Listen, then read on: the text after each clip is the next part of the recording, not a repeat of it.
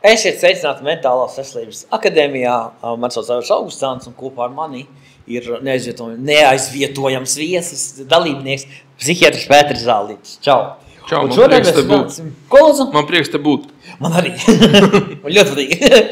Klau, un šodien mēs runāsim par kas ir tāds labs temats, kas ir glābēja sindroms. Kad tu dzīvo citu dzīvi, bet ne savu. Pēteri, kā dzīvo cilvēks ar glābēja sindromu? Viņš visiem grib palīdzēt.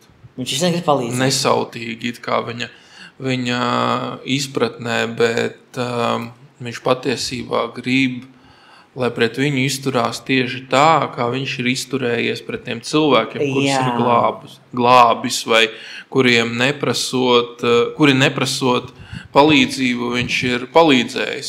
Nu, viņš uzbāžās. Viņš uzbāžās, jā. Bet kā viņam... Pat tur, kur tā palīdzība nav vajadzīga, viņš mēģina ielīst. Jā, viņš mēģina ielīst. Zini, šito sindromu.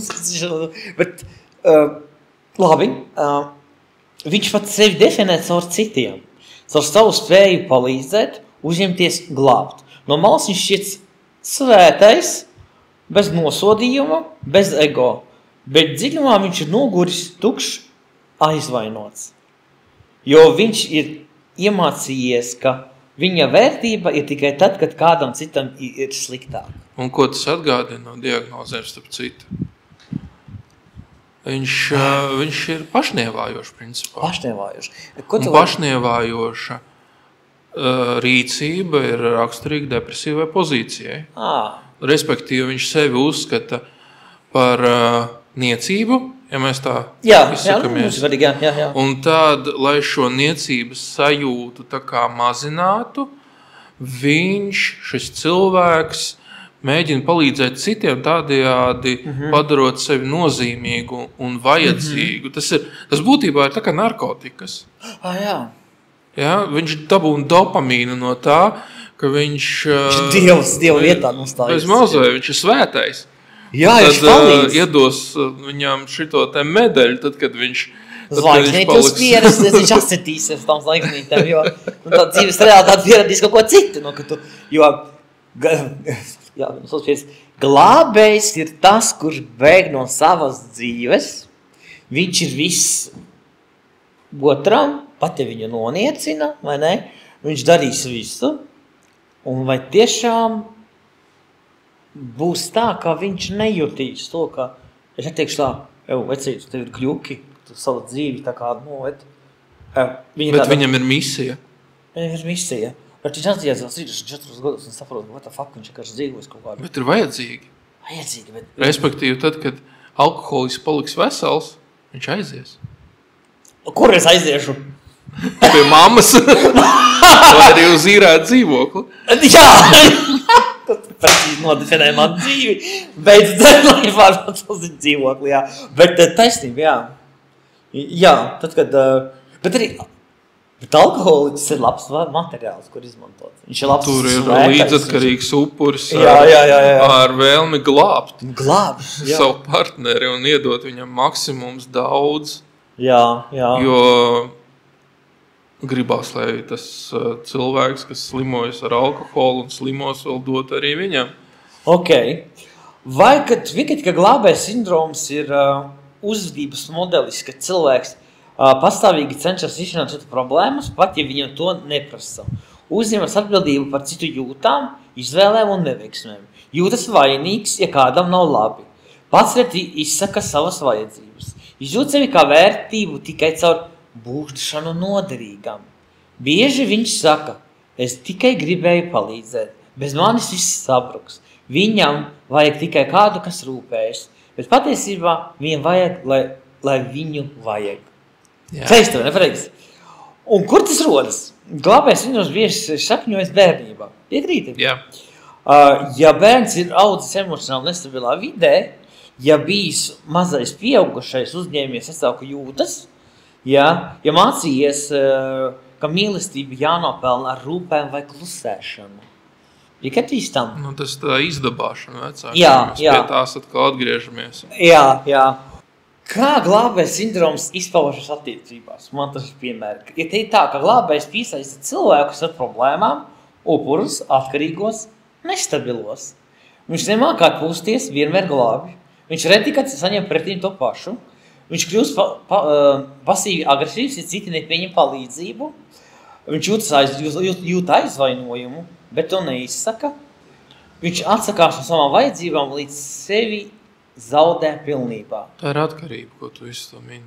Ko lūdzu? Tā ir atkarība. Tas ir atkarība. Jā. Attiecībās jo tas tieši tāpat kā alkohols, narkomāns, azartspēļu spēlmanis. Viņi gūst dopamīnu, un šis te līdzatkarība, ja viņš ir līdzatkarīgs. Jā, viņš ir. Tad viņš tieši tāpat gūst dopamīnu no tā, ka viņam ir labi, ka viņš ir palīdzējis. Aha, tas ir tas glābējs, viņš gūst dopamīnu. Glābējs, jā. Upurim tas ir savādāk, viņš izpaužās. Bet glābējs, viņš gūst dopamīnu. Kā jau es minēju, viņš jūtās nozīmīgs, un tad viņam ir labi. Bet viņš ir mazliet tik kaips, viņam ir drives, kaut kam vēl palīdzēt. Kādā brīdī jā, bet pēc tam viņš ir sapratis cilvēks. Jā. Ok, labi. Ja runā par glābēju,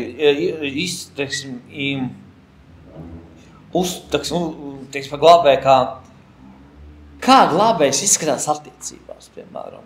Viņš ir ļoti rūpīgs, viņš strādā pa dienu ļoti daudz, lai justos nozīmīgs, vajadzīgs un izvēlās tādu darba vietu, kur var sevi realizēt, un tad vēl atnākt mājās, uztaisīt vakariņas, izvest ārā sunīti, jo tas sunītis ir uzmācīgs partnerim. Paņemt kaķīti, jā, un izdabāt visādā ziņā.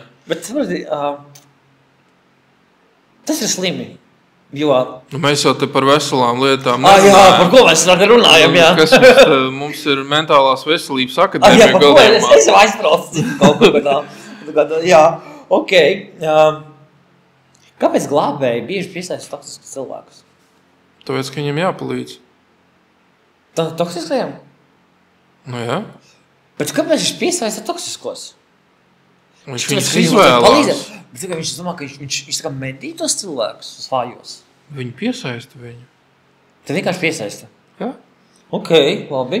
No sērijas. Zini, ir tās sievietes, kas ir divi varianti. Vienas tās, kas meklē ko glābt, jā. Un vienas tādas, kas, piemēram, satiekās ar vīrieti, puslīdz normāls, pēkšņi viņš sāk dzert. Nomirst, nākamo paņem, tāpat. Skaidrs, tā mazās lepkauniece, ja tāda. Bet sapratu, šitais izsabiedrībā diezgan izplatīti īstenībā, jā. Diezgan izplatīti. Un tas diezgan skumji, jo mēs esam pirmajā vietā alkoholisma ziņā Eiropā. Jā. Kaut gan, cerams, mūsu ministri šo atrisinājuši ar 20:00. Bet tu saproti, ir nočniki. Un glābēs vienmēr atradīs, kur falāpīt. Klausies, odekolonu ir sākuši tirgot. Akcija. Jā, odekolonu. Es neesmu alkoholis, es atnāk uz odekolonu. Un ja ir jāglābi kāds, viņš priekšā odekolonu. Viņš aizies līdz 6 svētdienā līdz 20 darba dienā un nopirks to alu viņam. Nopirks? Jā. Viņš nopirks, bet tev būs slikti. Viņš zinās, ka tas ir slikti. Viņš nopirks, viņš izglābs. Tas nomirs, atnāks nākamais, ko glābt. Un tā mēs dzīvojam. Jā. Jo mūsos ir vai nav. Mūsos ir vai nu ņēmējs un devējs. Kā atpazīt to, ka es esmu slims glābējs, es glābu pasauli, es glābu visus. Kā odekolonu pērku mīļotājiem, lai pietiek kaut karā, jā. Kā sevi atpazīt to glābēju to, jo tas ir slimība, es par sevi varu teikt. Arī ir tāda slimība, ka tu gribi glābt visus, tev sit sejā, tu turpini glābt un nepielec. Kā atpazīt sevi to kas ir norma un kas ir slimība, ja? Jā, par to ir. Jā. Nu, piemēram, norma būtu, ja vesels cilvēks, piemēram, palīdz tantiņai, kur nevar pāriet ielai pāri, viņš palīdzēs, viņš parūpēsies. Vesels cilvēks, ja būs konflikts, viņš pirmām kārtām padomās, vai tas ir atkarīgs no viņa, vai tas ir no viņiem abiem, vai arī vispār vaina nav jāmeklē nevienā. Tas nozīmē, ka viņš spēs... Jāvērtē ļoti daudz. Jā, viņš vērtēs, kas viņam ir svarīgi, kāpēc viņam svarīgi ir uzturēt attiecības, kādas ir vērtības. Viņam būs adekvātas vērtības. Kā vien nonāks tam, lai viņš sāktu, nevis ruminēt, bet viņš sāktu vērtēt. Viņam tiešām vajadzētu arī to pašu profilaksis pēc aiziet pie terapeita, psihoterapeits, psihiatrs vai psihoterapeits, lai saprastu, nav kaut kas manī. Manā skatījumā ir tā, ka jebkuram cilvēkam, kurš tā kā taisās precēties, vajadzētu aiziet pie psihoterapeita.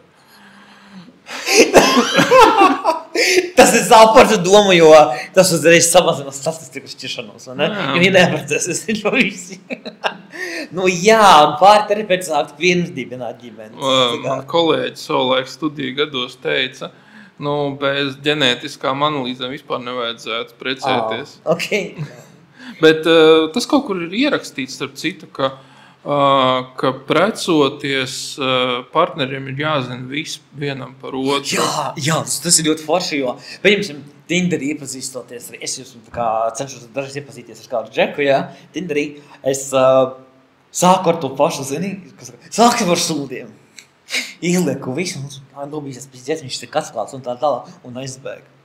Jo man patīk, ka viņš ir atklāts, es neslēpju, bet cilvēki bēg no tā, ka tas pārāk atklāts, man jālasās prom, jo viņam būs jādod pretī. Un viņš jādod pretī, ka tu man laimīga bērnība, viņš viss ļoti labi, viss ir fantastiski. Viņam jāstāvus, es esmu narkomāns, es esmu tur varmāka, vai tu man gribi vai negribi.